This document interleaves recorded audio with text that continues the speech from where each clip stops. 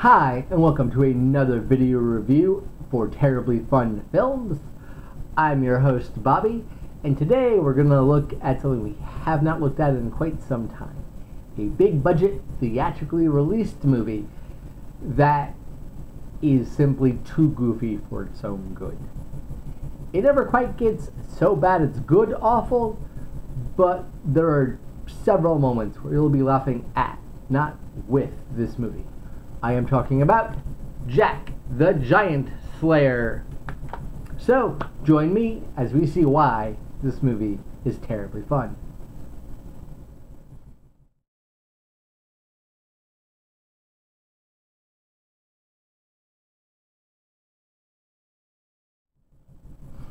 The first thing you need to know about the movie is it has a very crazy, intense, troubled production history. I'm not really going to get into that in this video, but it's important to know that this backstory does mean the movie had roughly a year in between when it was originally supposed to be released and finally came out. Summer 2012 was released March of 2013. That is important and will come into play in a little bit, so bear that in mind. So, let's get to it. The movie comes to us from director Bryan Singer of the X-Men franchise and The Usual Suspects fame. Was co-written by Christopher McQuarrie of The Usual Suspects, the latest Mission Impossible movie, and several other action films you've probably seen, Jack Reacher, and Dan Studney. And the story was made by Darren Lemick and David Dobkin. And it's an awkward and weird story. We start off with an animated intro that looks heinous, just god awful. It looks cheap and cheesy, and it does not work, and it's a very goofy way to start off your movie. The animation is meant to resemble a sort of a wood carving or wood sculpture depicting what's going on. It doesn't properly convey the time period or the seriousness or the gravitas of what the animated intro is discussing, and it's discussing the long battle between the humans and the giants and the magic crown that was made in order to save the humans and force the giants back up to their land in the sky.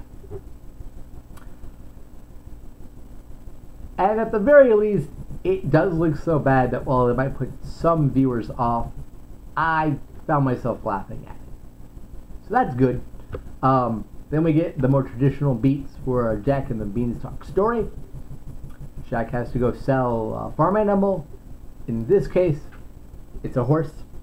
He lives with his uncle. They need the money. While in town to sell the horse, he runs afoul of some pretty bad folks and tries to save a girl he does not know is the princess. This puts him on the radar of some very bad people, including Stanley Tucci's Count Roderick. And eventually a crazed monk finds him and stashes some magic beans with Jack. It's as goofy as it sounds. And then Jack goes his separate way. Princess goes back to the castle. She has a scene with her father, and then she escapes that night during a rainstorm. And Jack is at home during the rainstorm. She sees his light, not knowing it's Jack's farm, and comes to get out of the rain. They have a little bit back and forth about looking for an adventure and a better life, and not wanting to just be able to be more than what their station expects from them.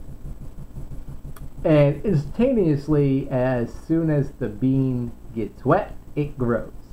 And this is something I really like, as this growing sequence is different than any other stalk scene I've seen in a Jack and the Beanstalk movie. Typically, it takes a little while. It needs sunlight, some water, maybe it grows overnight. But here, instant.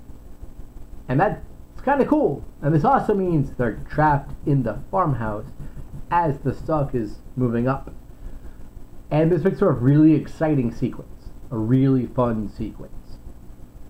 Jack gets thrown out a window, he has to find his way back into the door, that sort of thing. He eventually falls back down from the stalk to the earth, and the princess is taken to the land in the sky where the giants live. So the king's knights, headed by Captain Elmont, played by Ian McGregor, team up with Count Roderick and Jack to go save the princess. And then we're in the land of the giants. They're trying to find where the princess is. They're trying to avoid the giants, that kind of thing. And that's the basic story. It is a typical medieval fantasy setting, but it looks really good. The production design is stellar, especially in the land of the giants, where everything is very big and it looks very big and the movie feels very big, and not everyone can make a movie feel that big, especially when it needs to feel that big. So good job, Bryan Singer.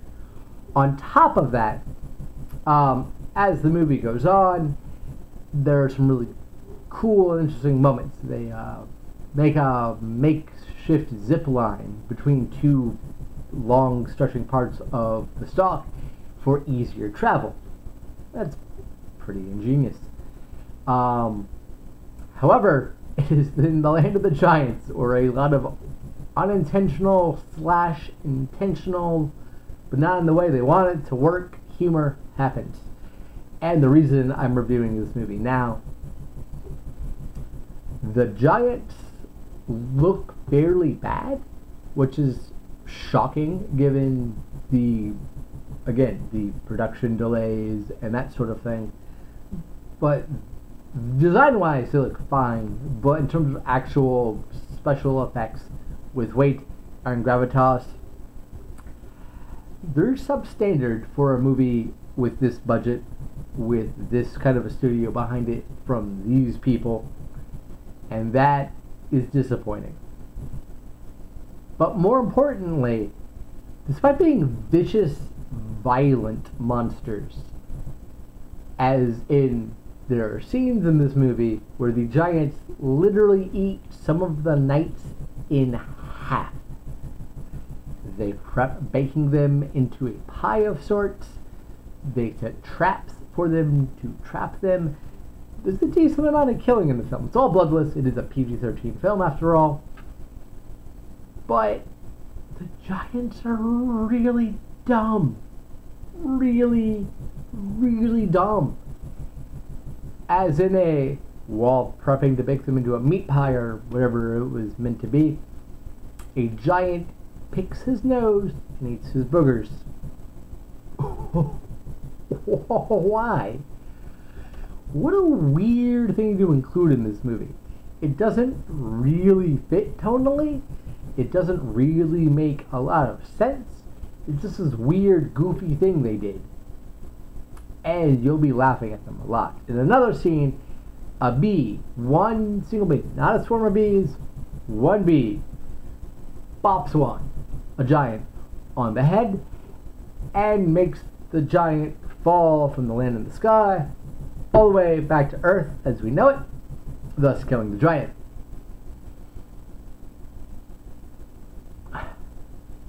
I understand trying to make it lighthearted and a family adventure everyone can enjoy, but it's one thing to use cartoon logic and be a cartoon or a live action cartoon a la Shoot 'em Up, and it's another thing to throw in random cartoon elements even when it doesn't make sense for the story you have told and the way you have set it up.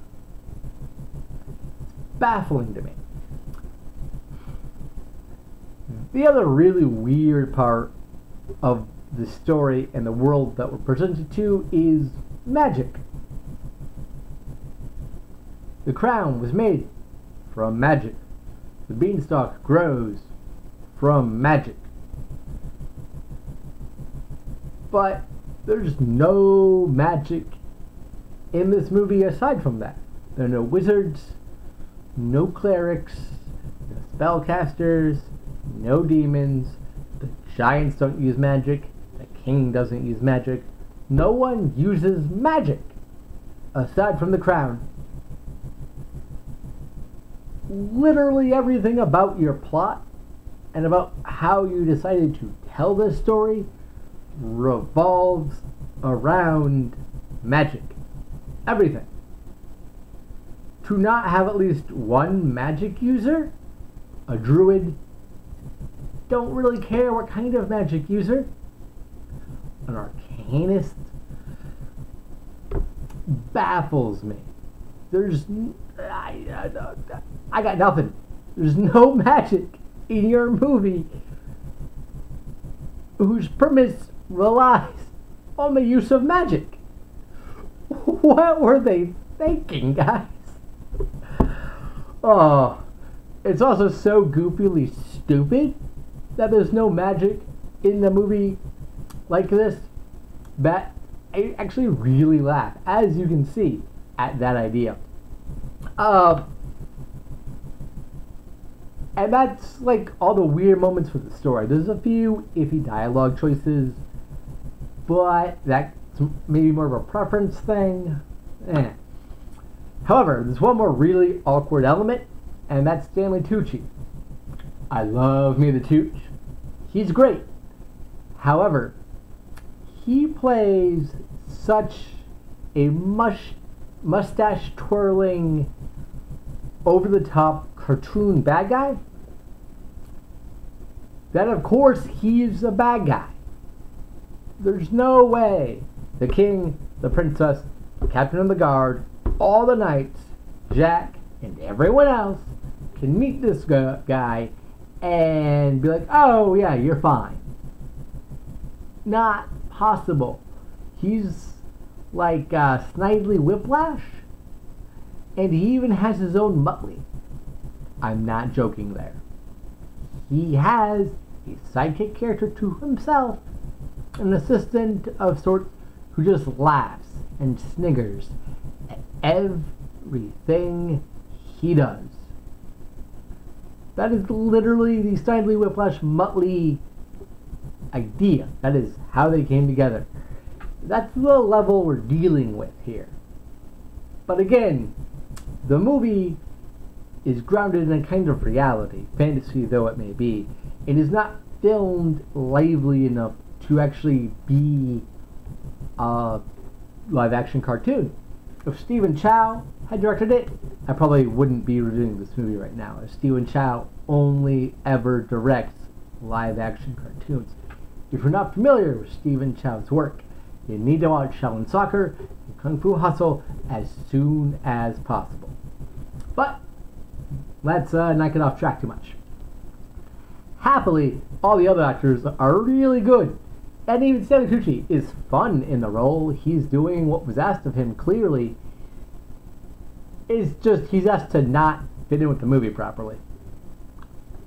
Nicholas Hoult plays Jack, and I love Nicholas Hoult. Not only is he gorgeous with very deep, soulful eyes, he's a very talented actor. If you don't recognize the name, you'll know him from About a Boy. He's Beast in the X-Men First Class series of X-Men films. And most recently, because X-Men Apocalypse isn't out yet, he was the main war boy in Mad Max Fury Road, which is frickin' awesome. The princess is played by Eleanor Tomlinson, and she's very feisty and go-getter, and she's a lot of fun to watch. She and Holt have great chemistry together, so their sort of instant fall-in-love thing really does work. And frickin' Ian McShane plays the king. So of course that's great. I mean, it's frickin' Ian McShane. Who else do you cast as a king? Exactly. Ewan McGregor plays Captain the Guard, and he's fun, but he's sort of feels like he's from a different adventure movie, like a more Errol Flynn swashbuckler as opposed to a lighthearted adventure romp. There's a distinct difference between the two, but it's not bad. He sells the action, especially against the all CGI monsters, very well. I mean, he's done this sort of thing before, and it shows, and his timing is excellent with the one-liners and stuff, so he's fun, not great. The costumes are designed by Joanna Johnston, and she does an amazing job. Amazing job. It's one of the best elements of the film, and she should be very commended. The poorer people's clothes look appropriately dirty, and as you go up through the ranks, cleaner, nicer, more vibrant, and there's a lot of variety. It's not just neck ruffles and flowing capes and stuff, so that's nice. At the end of the movie, the king and the princess get matching sets of gold armor that just look amazing. Amazing. And the score is actually also very, very good, and the score comes from John Ottman. And he has a very light, fun feeling that's really the sort of thing you want in a movie like this, where it still feels kind of big, but it also feels very light on its feet and swift, as the movie, whatever other flaws it might have, does not feel nearly as long as its 2-hour runtime suggests. It's quick. There's hardly a scene where some sort of action beat is not happening. And that's a really good sign. However, the single greatest thing about the movie, and the reason I would recommend the film to anybody, is its editing. Its editing is stupendous. Stupidly, amazingly great. Oddly enough, the editing also comes from John Ottman. I don't know how or why, but yeah, same guy who did the score. There are several scenes, especially in the beginning of the movie, where we get some really great use of cross-cutting for Jack's life and the Princess Isabel's life, and how they're essentially being told the same thing in just two different stations in life. So Jack's uncle is telling Jack that he needs to be more responsible, and he needs to take responsibility for his actions and set a goal for his future. The king is telling Princess Isabel that same thing. Instead of having two separate scenes where we get each one hearing the same thing, it's cut to be like Jack's uncle says yada yada, and that sentence is essentially finished off when we cut to the king. It's really smart editing, really good, clever dialogue editing, and just editing in general to show the parallel paths that take them to the same place, an adventure, which is the thing the two of them really wanted. So yeah, I hope I sold you on this, as the movie is severely flawed, but I do find all those flaws to be goofy, and I can appreciate them and laugh and still have fun with the film, because it's never boring. A lot happens, there's a lot going on, and despite the CG not being that good, some dumb writing, and some massive plot holes, there are really cool elements and ideas, and the editing is jaw-dropping. So check it out and have some fun. And until next time, thank you for watching.